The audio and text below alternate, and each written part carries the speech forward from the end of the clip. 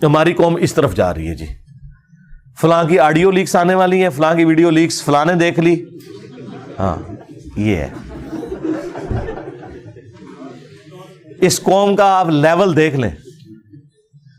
میں اسی لیے کہتا ہوں کہ یہ وہ دور ہی نہیں تھا کہ اللہ تعالیٰ اس چیز کا رسک لے کہ کسی پیغمبر کو مبعوث کرتے. لا حول ولا قوت الا باللہ. کیا اللہ تعالیٰ بھی رزق لیتے ہیں؟ اور پہلے جو اللہ تعالیٰ نے انبیاء علیہ السلام کو بھیجا تو کیا نعوذ باللہ اللہ تعالیٰ نے رزق لیا تھا؟ ہم عام مسلمان ہیں نا. اب مجھے بتائیں، اللہ کے فضل سے میں نے جو سٹیٹس اویل کیا ہے اس دعوت کے عوض ختم نبوت کی برکت سے، اس طرح کا سٹیٹس انسانی ہسٹری میں بڑے کم لوگوں نے اویل کیا ہوگا. لیکن مجھ سے اگر کوئی آ کے پوچھے، میرے سامنے کوئی جھکنے کی کوشش کرے، میرے پاؤں کو ہاتھ لگانے کی کوشش کرے، تو میں فوراً ڈر جاتا ہوں کہ یار یہ خدا کیا سوچے گا میرے بارے میں، مجھے آخرت کی. نعوذ باللہ ثم نعوذ باللہ. کیا اللہ تعالیٰ سوچتا بھی ہے؟ سوچنے کی ضرورت تو اس کو ہوتی ہے جس کا علم ناقص ہو. نعوذ باللہ کیا اللہ تعالیٰ کا علم ناقص ہے؟ غامدی صاحب کسی سسٹم کی آؤٹ پٹ تو نہیں ہے، مولانا مودودی کسی سسٹم کی آؤٹ پٹ تو نہیں ہے، وحید الدین خان صاحب کسی سسٹم کی آؤٹ پٹ تو نہیں ہے نا. اب آپ سائنٹیفک فیلڈ میں بھی آ جائیں، آئنسٹائن، نیوٹن، یہ کسی یونیورسٹی سے فارغ شدہ تو نہیں تھے. اللہ تعالیٰ مبعوث کرتا ہے بندوں کو، تو یہ ٹینشن اللہ کا کام ہے کہ وہ کس کو اٹھاتا ہے.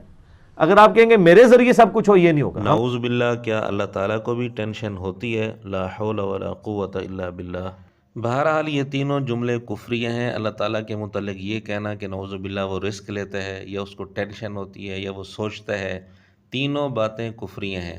اگر مرزے کا کوئی شاگرد یہ کہے کہ یہ سلپ آف ٹنگ ہے تو اس کا جواب بھی خود مرزے کی زبان سے سن لیں. مرزا خود کہتے ہیں کہ جب ہم ویڈیو اپلوڈ کرتے ہیں تو اس کو اچھی طرح چیک کر کے پھر اپلوڈ کرتے ہیں. کہیں مس ہینڈلنگ ہوتی ہے تو اس کو کاٹ دیتے ہیں. رہا میرا بیان کرنا، بعض اوقات ایک سے زیادہ طرق ہوتے ہیں، بعض اوقات تشریحی طور پر بیان ہو رہا ہوتا ہے، لیکن کوئی ہزاروں میں ایک دفعہ ہو کے کبھی سلپ آف ٹنگ بھی ہو جاتا ہے.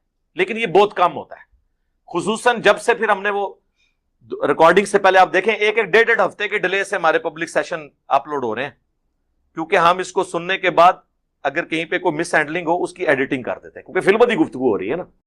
اللہ دے بندو عقل استعمال کرا کرو. میں نے اسی لیے کہا ہے کہ بنو امیہ کی چالیں اور عقل جہاں پہ ختم ہوتی ہے نا، وہاں سے ہماری عقل سٹارٹ ہوتی ہے.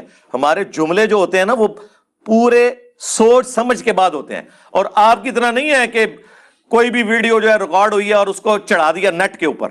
ہماری پوری ایڈیٹوریل پالیسی ہے، کرٹکس بیٹھتے ہیں، ایک ایک ویڈیو کو وہ دیکھتے ہیں، اس کے بعد ہم کٹنگ کے بعد ویڈیو کو اپلوڈ کرتے ہیں، اور جو کچھ ہم چڑھاتے ہیں اس کی پوری ذمہ داری لیتے ہیں قرآن و سنت کے دلائل کی روشنی میں. تو جب مرزے نے واضح طور پر بتا دیا کہ ہم ویڈیو اپلوڈ کرنے سے پہلے اچھی طرح چیک کرتے ہیں، پوری ٹیم بیٹھتی ہے اور جہاں کوئی غلطی ہوتی ہے اس کی کٹنگ کر کے پھر اپلوڈ کرتے ہیں، اور جو کچھ اپلوڈ کرتے ہیں پوری ذمہ داری اس کی لیتے ہیں قرآن و سنت کی روشنی میں، اس لیے اب مرزے کے شاگرد یہ عذر بھی نہیں کر سکتے کہ یہ جی سلپ آف ٹنگ ہے. لہٰذا مرزے کے شاگرد یا تو ثابت کریں کہ نعوذ باللہ اللہ تعالیٰ رزق بھی لیتے ہیں، نعوذ باللہ اللہ تعالیٰ سوچتا بھی ہے، نعوذ باللہ اللہ تعالیٰ کو ٹینشن بھی ہوتی ہے، یا پھر ثابت کریں.